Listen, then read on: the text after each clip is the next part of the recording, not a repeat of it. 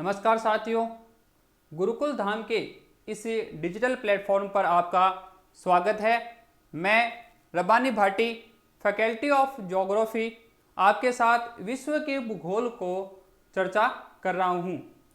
साथियों, हमने इससे पहले विश्व के भूगोल से संबंधित अक्षांश और देशांतर का जो टॉपिक है उसको हमने हमारे प्लेटफॉर्म पर पढ़ा था। आज हम एक नए टॉपिक के साथ आज की जो हमारी क्लास है उसको शुरू करने जा रहे हैं। साथियों, हम महाद्वीप और महासागर जो रीजनल ज्योग्राफी है उसको पढ़ने से पहले हम महाद्वीप और महासागर की उत्पत्ति को समझेंगे। तो आज की जो हमारी क्लास है वो महाद्वीप और महासागर की उत्पत्ति से संबंधित है, वो रहने वाली है।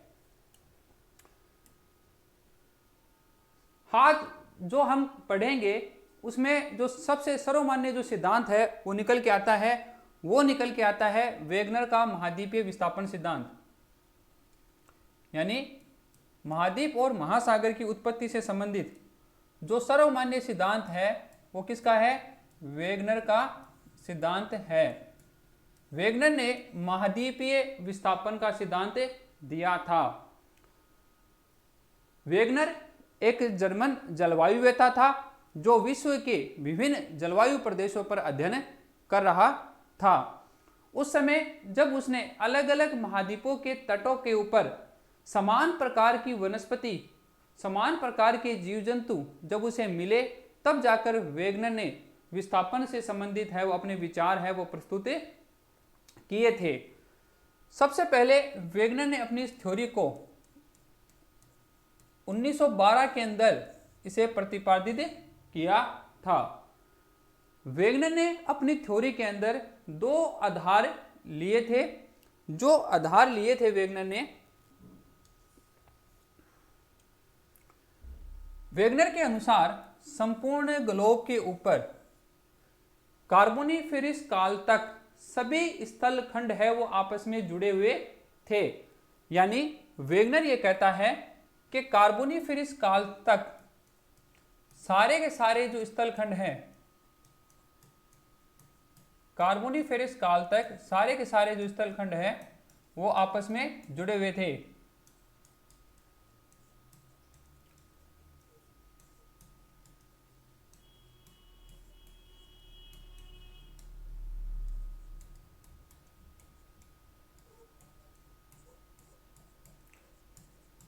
यानी वेगनर का जो थ्योरी है या वेगनर का जो कॉन्सेप्ट है वो कार्बोनिफेरस काल से शुरू होता है। वेगनर ये कहता है कि कार्बोनिफेरस काल तक सभी के सभी जो महाद्वीप है वो आपस में जुड़े हुए थे। इस स्थलखंड यानी एक जो स्थलखंड इसने बना है, सभी महाद्वीप आपस में जुड़े, इस स्थलखंड को वेगनर ने पेंजिया नाम दिया था। पेंजिया का अर्थ होता है स्थल ही स्थल, यानी जितने भी स्थल है उस स्थल को वेगनर ने यह माना कि कार्बोनिफेरस काल तक ये सभी के सभी स्थलखंड है वो आपस में जुड़े हुए थे। इस स्थलखंड को वेगनर ने पेंजिया नाम दिया। इस पेंजिया के चारों तरफ जो जल वाला भाग था, यानी एक बहुत विशाल महासागर था, एक विशाल महासागर था इस पेंजिया के चारों तरफ, इसको वेगनर ने पेंथालासा नाम दिया। यानी एक पूरा पूरा स्थलखंड है जिसको वेगनर ने पेंजिया कहा, और एक पूरा का पूरा क्या है? जल वाला भाग है, महान महासागर है, उसको वेगनर ने पेंथालासा है वो नाम दिया। वेगनर ये कहता है कि कार्बोनिफेरस काल के अंदर ये जो पेंजिया है, इस पेंजिया के अंदर विभंजन होता है, यानी पेंजिया है वो टूट जाता है।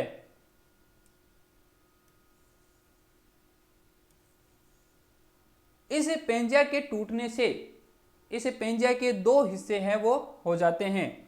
ऊपर वाले हिस्से को ये अंगारा लैंड कहता है, और दक्षिण वाले हिस्से को ये गोंडवाना लैंड है वो कहता है। जब इसमें विभंजन होता है तो जो महान महासागर था उसका जो जल है वो इन दोनों के बीच में है वो स्थित हो जाता है। इस जल वाले भाग को वेगनर ने टेथिस सागर नाम दिया है। इस जल वाले भाग को वेगनर ने क्या नाम दिया है? टेथिस सागर नाम दिया है। यानी कार्बोनिफेरस काल के अंदर पेंजिया का जो प्रथम विभंजन होता है उसको वेगनर टेथिस का खुलना भी कहता है। तो पेंजिया के प्रथम विभाजन, कार्बोनिफेरस काल में प्रथम विभंजन होने की वजह से पेंजिया के दो हिस्से हो गए। ऊपर वाला भाग अंगारा लैंड और नीचे वाला भाग है वो गोंडवाना लैंड कहलाता है और बीच में है वो टेथिस सागर बन जाता है। आगे जाने के बाद में वेगनर ये कहता है कि जुरेसिक काल तक, जुरेसिक काल तक बाकी जो पेंजिया होता है या गोंडवाना लैंड होता है ये भी क्या हो जाता है? टूट जाता है।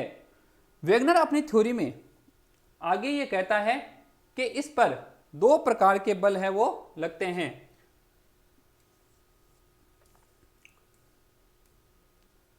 देखो वेगनर के हिसाब से ये जो वाला वाला भाग है, ये जो सारे महाद्वीप जुड़ा हुआ है, ये नॉर्थ साउथ अमेरिका है, ये अफ्रीका है, ये अरब वाला हिस्सा है, ये अपना भारत है, ये अंटार्कटिका है, ये ऑस्ट्रेलिया है, ये सारे के सारे आपस में जुड़े हुए हैं। इसी प्रकार से इसके ऊपर उत्तरी अमेरिका, यूरोप वाला भाग है, यहाँ उत्तरी अमेरिका था।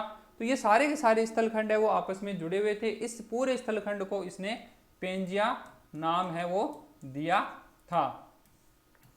और इसके तो चारों तरफ जो जल वाला भाग है इसको इसने पेंथालासा नाम है वो दिया था। यानी इस प्रकार से ये क्या थे? जुड़े हुए थे।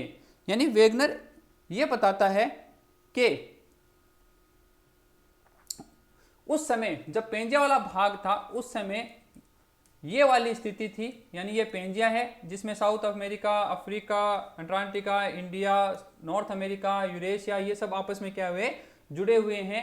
ये पेंजिया वाला हिस्सा है और इसके चारों तरफ वाला भाग, ये वाला भाग है, ये पेंथालासा का भाग है। उसके बाद में पेंजिया के अंदर विभंजन होता है और पेंजिया के दो हिस्से हो जाते हैं। ऊपर वाला हिस्सा है वो अंगारा लैंड कहलाता है और दक्षिण वाला हिस्सा है वो गोंडवाना लैंड कहलाता है।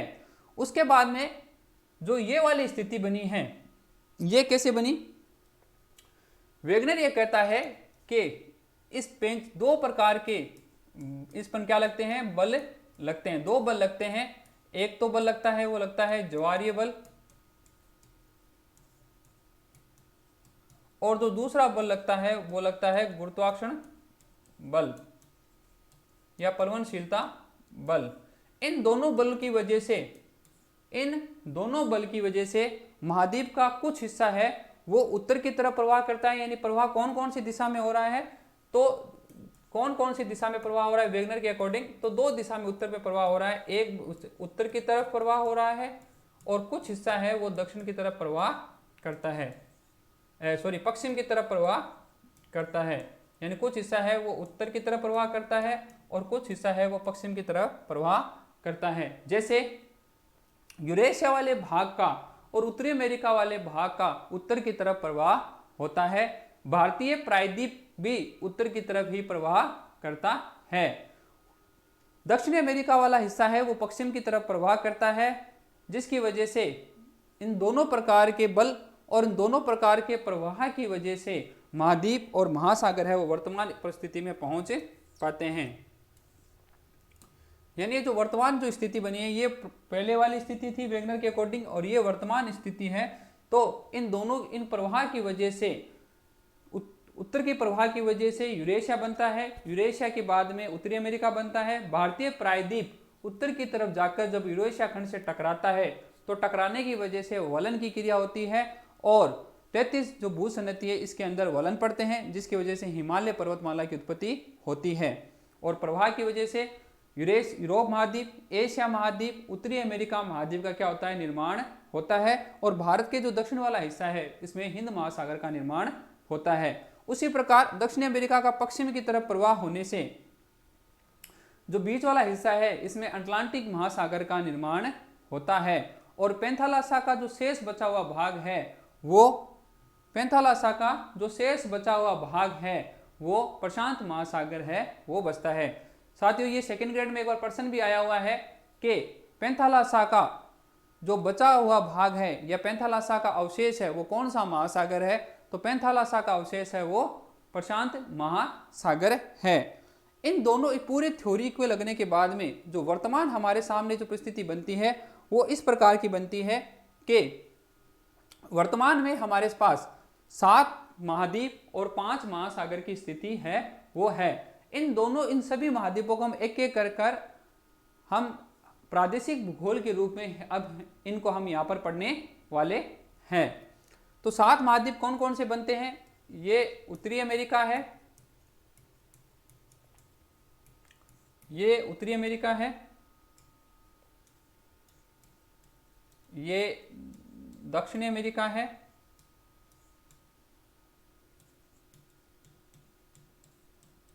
ये अफ्रीका है, ये वाला हिस्सा यूरोप है, ये वाला हिस्सा एशिया है, और ये वाला हिस्सा है वो क्या है? ओशेनिया है, जिसका सबसे बड़ा देश है वो ऑस्ट्रेलिया है, और नीचे है वो अंटार्कटिका है। इन सब के अंदर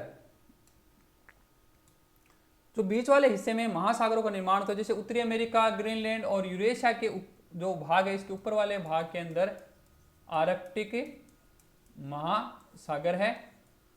उत्तरी अमेरिका, दक्षिण अमेरिका, अफ्रीका और यूरोप के जो मध्य वाला जो महासागर है वो अटलांटिक या अंध महासागर है। भारत के नीचे भारत, अफ्रीका और ऑस्ट्रेलिया जो वाला हिस्सा है, इसके बीच में जो महासागर बनता है वो हिंद महासागर है। और अंटार्कटिका के जो चारों तरफ जो जल वाला भाग है इसको दक्षिणी महासागर नाम दिया गया है। दक्षिणी महासागर नाम। और पैंथालासा का जो बचा हुआ भाग है यानी अवशेष है वो प्रशांत महासागर के रूप में हमें प्राप्त होता है। तो साथियों, वेगनर के हिसाब अनुसार इस प्रकार हमारे पास जो वर्तमान जो स्थिति है वो हमें प्राप्त होती है। अब हम इनमें से एक एक महाद्वीप को अगली क्लासों के अंदर लेंगे और उन्हें विस्तार पूर्वक है वो पढ़ेंगे। इससे पहले एक चीज और हम पढ़ना चाहेंगे कि ग्लोब के ऊपर या पूरी पृथ्वी के ऊपर हमें 3 प्रकार के उच्चावच है वो दिखाई देते हैं। जैसे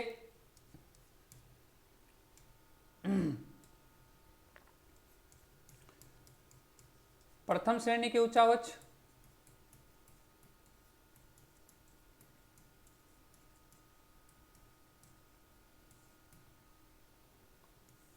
इस प्रथम श्रेणी के उच्चावच में हमें महाद्वीप और महासागर प्राप्त होते हैं। यानी महाद्वीप और महासागर कौन सी श्रेणी के उच्चावच है? तो महाद्वीप और महासागर ये प्रथम श्रेणी के उच्चावच हैं। फिर है द्वितीय श्रेणी के उच्चावच,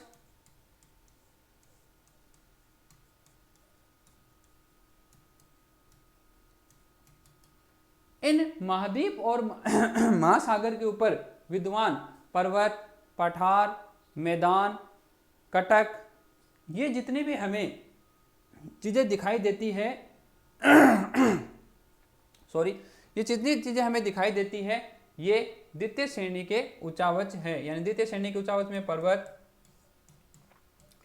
पठार, मैदान, महासागरों के अंदर कटक, जो भी चीजें हमें है ये सब के सब क्या है? द्वितीय श्रेणी के उच्चावच है।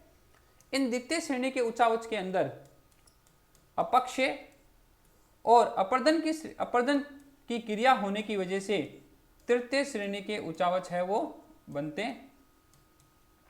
हैं। यानी ये जो द्वितीय श्रेणी के जो उच्चावच हैं इनके ऊपर अगर अनाच्छादन की क्रिया हो जाएगी, अपक्षय और अपर्दन हो जाएगा, उससे जो बनने वाली जो स्थलाकृतियां हैं उसे अपन तृतीय श्रेणी के उच्चावच में रखते हैं। जैसे नदी से बनने वाली वी आकार की घाटी, ये तृतीय श्रेणी का उच्चावच है, वी आकार की घाटी, जैसे जलप्रपात, शिप्रिका, नदी वेदिका, ये जितने भी स्थलाकृतियां बनती है ये सब की सब क्या है, तृतीय श्रेणी के स्थलाकृतियां हैं। हिमालय से बनने वाली यू आकार की घाटी, लटकती घाटी, पवन से बनने वाले बालू का स्तूप, लोयस का मैदान, ये सब के सब क्या है, तृतीय श्रेणी के उच्चावच हैं। तो आज की क्लास में साथियों हमने ये पढ़ा है कि किस प्रकार से वेगनर अपने सिद्धांत के अंदर महाद्वीप और महासागर की उत्पत्ति को समझाता है। उसके बाद में वर्तमान में हमारे पास कौन कौन किस प्रकार से महाद्वीप विद्यमान है, स्थित है, और कितने महासागर है जिन्हें हम प्रादेशिक भूगोल के तहत आगे आगे आने वाली क्लासों में पढ़ेंगे, उनको हमने यहाँ पर देखा। और उसके बाद में हमने देखा कि पूरी पृथ्वी के ऊपर 3 प्रकार के उच्चावच पाए जाते हैं।